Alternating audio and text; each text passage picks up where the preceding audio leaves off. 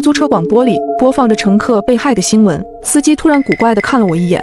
美女，你觉得我像凶手吗？我一下子愣住了，脑袋里回想起刚才新闻里说的，近日出租车司机杀害女性乘客的案例接连发生。据警方调查，嫌疑人常出现在机场附近，并喜欢在雨夜进行作案。窗外的雨穿过黑漆漆的夜，正噼里啪啦地砸在车窗上。我有些害怕，嘴上干巴巴地说着：“怎么可能？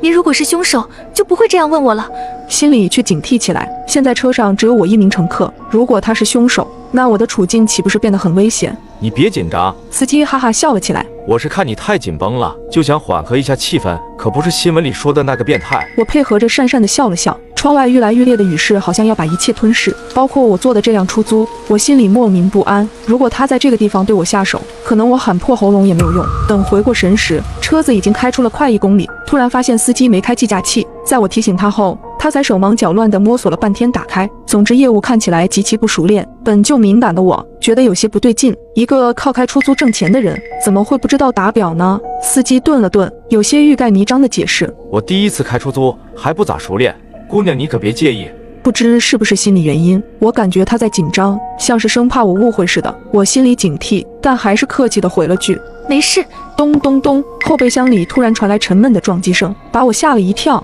什么声音？司机脸色一变，笑容有些牵强地说：“是我刚买的几条活鱼，想带回家吃新鲜的。”活鱼会撞出这样有频率的声音吗？我不怎么相信，甚至觉得司机在撒谎。想到这里，我不敢再往深了分析，只希望一切都是自己想多了。恰好闺蜜打来电话，我故意说给司机听：“亲爱的，我已经坐上车了，大概1小时后到家，你记得去小区门口接我。”说完，我偷偷看了眼司机的反应，当发现他似乎一直在盯着我时，我整个人都不好了。闺蜜还在电话里咋咋呼呼：“什么亲爱的，酱汁你交男朋友了？”她从小嗓门就大，我担心司机会听到，故作镇定地笑了笑：“好，你知道就行了，那我先挂了。”不理会他在那边的追问，我紧张地挂了电话。直觉告诉我，司机还在盯着我，可我却没了和他对视的勇气。那种感觉就像被隐藏在暗处的毒蛇盯上，随时都能扑向我。我低着头给闺蜜发消息，说明我这边的情况。这时司机诡异地笑了笑，他问我：“姑娘，你是和男朋友一起住啊？”